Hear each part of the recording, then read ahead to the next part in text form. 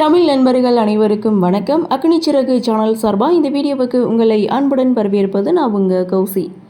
வெற்றி துளசி சீரியலுடைய இன்றைக்கி எபிசோடுக்கான ரிவ்யூ என்ன அப்படின்றத பார்க்கலாம். அதுக்கு முன்னாடி இது வரைக்கும் நம்ம சேனலை நீங்கள் சப்ஸ்கிரைப் பண்ணலைன்னா பண்ணிக்கிறங்க. கூடவே இருக்க பெல் ஐக்கானையும் கிளிக் பண்ணி அதில் ஆல் அப்படின்ற ஆப்ஷனையும் கிளிக் பண்ணிக்கிறங்க. அப்போ தான் நான் போடக்கூடிய வீடியோ உங்களுக்கு உடனுக்குடன் நோட்டிஃபிகேஷனாக வரும். எபிசோடை பொறுத்த வரைக்கும் திருக்கல்யாண எபிசோடு தான் டெலிகாஸ்ட் ஆகிட்டு இருக்குது. ஸோ இன்றைக்கி எபிசோடை பொறுத்த வரைக்கும் துளசியுடைய அம்மா வரிசையில் வந்துட்டுருக்காங்க. அதாவது அவங்களுடைய அண்ணன் வரதராஜன் இந்த கோவில் தர்மகர்த்தா. ஸோ அவர் பார்த்திங்கன்னா எல்லாருக்கும் பிரசாதம் கொடுத்துட்டு இருக்காரு. ஸோ அந்த பிரசாதத்தை வாங்கி சாப்பிடணும்னு சொல்லி ஆசைப்பட்டு துளசியுடைய அம்மா லைனில் வந்துட்டு இருக்காங்க.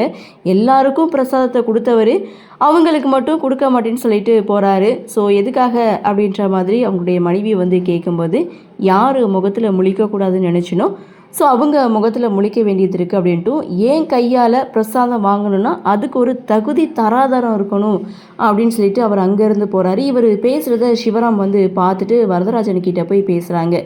ஏன் அப்படிலாம் பண்ணிகிட்டு இருக்கீங்க அப்படின்ட்டும் எல்லாருக்கும் பிரசாதம் தான் கொடுக்குறீங்க, அந்த பிரசாதத்தை உங்கள் கையால் கொடுக்குறதுல என்ன தவறு இருக்குது அப்படின்னு சொல்லி கேட்கும்போது நீலாம் என்கிட்ட பேசுகிறா பாரு அப்படின்னு சொல்லிட்டு சிவராமனையும் கண்ணா பின்னான்னு திட்டிட்டு அவர் அங்கேருந்து போகிறாரு. அவர் திட்டினதை பார்த்த துளசியுடைய அம்மா தான் அண்ணன் கூட பார்க்காம அவரையும் திட்டுறாங்க. அதாவது உன் வீட்டில் சந்தோஷமாக இருந்ததை விட நான் இவரு கூட இருக்கும்போது சந்தோஷமாக தான் இருக்கேன், ஏன்னா அவர் ராணி மாதிரி பார்த்துக்கிறாரு அப்படின்ட்டு நாங்கள் கூடிய சீக்கிரம் ஒரு வீட்டையும் கட்டுவோம், அந்த கிரக பிரவேசத்துக்கு பத்திரிக்கை கொண்டு நான் வீட்டில் முன்னாடி நிற்பேன் அப்படின்னு சொல்ல அதையும் பார்க்கலான்னு சொல்லிட்டு அவர் அங்கேருந்து போகிறாரு. அப்படியே சீனை கட் பண்ணால் ஒரு பக்கம் பணத்தை காணும் அப்படின்னு சொல்லிட்டு ரகு என்ன பண்ணுறாங்க, கடவுள்கிட்ட முறையிடுறாங்க. அதாவது நான் திருடுனேனா இல்லை தவறு பண்ணி அந்த பணத்தை சேர்த்தனா, நான் எதுவுமே பண்ணலை, ஆனால் அப்படி என் பணம் தொலைஞ்சு போச்சு அப்படின்ட்டு புரியுது, நீ என்ன நினைக்கிறான்னு எனக்கு புரியுது, வீட்டில் எவ்வளவோ பிரச்சனை வந்தாலும் அந்த பணத்தை நான் வெளியில் எடுக்காமல் தான் நான் அந்த பணத்தை கொஞ்சம் கொஞ்சமாக சேர்த்தேன். நான் லட்சக்கணக்கிலலாம் சம்பாதிக்கலை, எனக்கு இருக்கிறதோ 30,000 சம்பளம் தான், அந்த வருமானத்துலேருந்து வரக்கூடிய காசை தான் நான் கொஞ்சம் கொஞ்சமாக சிறுக சேமித்தேன். ஆனால் இப்படி மொத்தமாக நான் தொலைச்சிட்டு நிற்கிறேனே, இதெல்லாம் நியாயமா? அந்த பணம் கூடிய சீக்கிரம் கிடைக்கணும், குடும்பத்தோடு நான் மொட்டை போட்டுக்கிறேன் அப்படின்னு சொல்லி ரகு ஒரு பக்கம் கடவுளை வேண்ட, அதை பார்த்த கவிதா என்னங்க இப்படியெல்லாம் வேண்டுதல் வைக்கிறீங்க, நீங்கள் இப்படி இருக்கிறதுனால தான் பணம் உங்கள் கைக்கு இல்லாமல் போயிடுச்சு, அதாவது அந்த பணத்தில் உங்கள் பேர் இல்லை, இருந்திருந்தால் அது உங்கள் கையிலே தங்கியிருக்கும் அப்படின்னு சொல்லி இவங்களுடைய கன்வர்சேஷனை முடிக்கிறாங்க.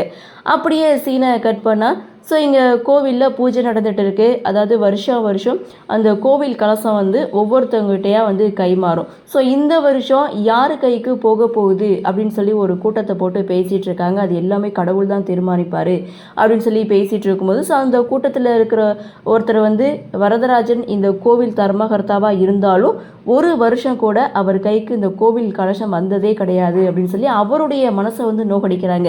சரி, அந்த கோவில் கலசம் யார் கைக்கு போக போகுது அப்படின்னு சொல்லிட்டு ரொம்ப எதிர்பார்ப்போடு இருக்கும்போது ஒருத்தர் அங்கே சாமியாடி கையில் மாலையோட சிவராம் கழுத்தில் கொண்டு போடுறாங்க. ஸோ கோவில் கலசம் பார்த்திங்கன்னா சிவராம் கைக்கு போகுது. ஸோ இது எல்லாருக்கும் ரொம்ப சந்தோஷம், அதாவது சிவராம் குடும்பத்துக்கு எல்லாருக்கும் ரொம்பவே சந்தோஷம். கடவுள்னு பார்த்திங்கன்னா அப்பா நான் இருக்கேன், சோதனைகள் நிறையா இருந்தாலும் அதையெல்லாம் தாண்டி நீ நல்லா இருப்ப, உனக்கு நான் துணை இருப்பேன்னு சொல்லி அருள்வாக்கும் சொல்கிறாங்க. ஸோ இதுக்கப்புறம் சிவராம் பார்த்திங்கன்னா அந்த கலசத்தை எடுத்துகிட்டு கோவிலை ஊர்வலமாக வராங்க. அதாவது இதில் தான் பார்த்திங்கன்னா சாமியை கொண்டுட்டு போகிறதா இருந்தாலும், அதாவது அவங்களுக்கு பூஜை பண்ணுறதா இருந்தால் தனியாக தான் போகிறாங்க. அதே மாதிரி கோவில் கலசம் அதை எடுத்துகிட்டு போகிறவங்க பின்னாடி ஒரு 4 பேர் போவாங்க. ஆனால் இங்கே சீரியலை பொறுத்த வரைக்கும் பார்த்திங்கன்னா அவங்க தனியாக தான் போயிட்டுருக்காங்க.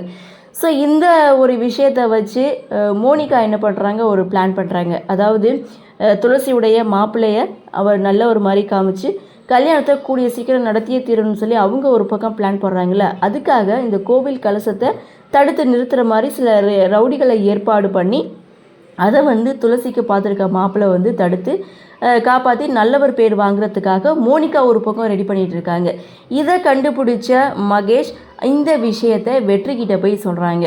ஸோ கோவில் கலசம் இங்கே ஊர்வலமாக வர ஆரம்பிச்சிடுச்சு. ஸோ அங்கே கோவிலுக்குள்ளே இருக்கிறவங்களும் பார்த்திங்கன்னா கலசத்தை ரொம்பவே எதிர்பார்க்குறாங்க. ஸோ தகுதி தராதரம் தெரிஞ்சு அவங்க கையில் கலசத்தை ஒப்படைக்கணும்னு சொல்லி வரதராஜன் ஒரு பக்கம் சிவராமனை தவறாக பேச, கண்டிப்பாக குறித்த நேரத்தில் என் புருஷன் வந்து கலசத்தோடு இந்த கோவிலுக்கு வருவார்னு சிவகாமி ஒரு பக்கம் சொல்ல, ஸோ அந்த இடத்துல பார்த்திங்கன்னா இது நம்ம தீர்மானித்தது கிடையாது, அந்த கடவுள் வந்து தீர்மானித்தது அப்படின்னு சொல்லி முனுசாமி ஒரு பக்கம் சொல்ல, கரெக்டாக பார்த்திங்கன்னா சிவராம் கோவில் கலசத்தோட என்ட்ரி கொடுக்குறாங்க.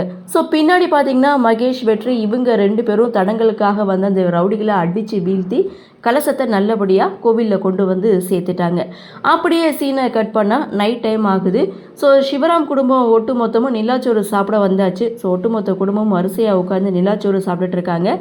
அங்கே வந்த ஈஸ்வரமூர்த்தியோட குடும்பம், முனுசாமி குடும்பம் இவங்கெல்லாம் அந்த இடத்துக்கு என்ட்ரி கொடுக்குறாங்க. இங்கே என்ன நடந்துகிட்ருக்கு அப்படின்னு சொல்லி கேட்க, நிலாச்சோறு சாப்பிட்டுட்ருக்கோம் அப்படின்னு சொல்லிட்டு எல்லோரும் உட்காந்து சாப்பிட்றாங்க. இது உங்களுக்கு பிடிக்குமோ பிடிக்காதோ வாங்க சாப்பிடலாம் அப்படின்னு சொல்லி ஈஸ்வரமூர்த்தி கூப்பிடும்போது, பிடிக்காமையா எல்லோரும் சேர்ந்து சாப்பிடலாம் அப்படின்னு சொல்லிட்டு முனுசாமி குடும்பம், ஈஸ்வரமூர்த்தி குடும்பம் எல்லாருமே ஒன்றா உட்காந்து நிலாச்சோறு சாப்பிட்றாங்க. இப்போ இருக்கக்கூடிய காலகட்டத்தில், ஸோ அவசரமான ஒரு காலகட்டத்தில் முக்கியமான முடிவுகள் ஏதாவது எடுக்கணும்னா இப்படி ஒரு கூட்டத்தை போடுறது எங்கள் குடும்பத்தில் வழக்கம். எங்கள் குடும்பத்தில் ஏதாவது முக்கிய முடிவோ அல்லது ஏதாவது முக்கியமான விஷயத்தை பற்றி பேசுகிறதா இருந்தாலும் இது மாதிரி ஒரு கூட்டம் போடுவோம், அவங்கவுங்க கருத்தை அந்த இடத்துல வந்து சொல்லுவாங்க அப்படின்னு சொல்லி சிவராம் ஒரு பக்கம் சொல்லும்போது நல்லா தான் இருக்குது அப்படின்னு சொல்லி எல்லோரும் ரொம்ப சந்தோஷமாக நிலாச்சோறு சாப்பிட்டுட்டு இருக்காங்க. அங்கே கவினுடைய என்ட்ரி, கவினையும் உட்கார வச்சு நிலாச்சோறு கொடுக்க அவரும் ஒரு பக்கம் சாப்பிட்டுட்டு இருக்காரு.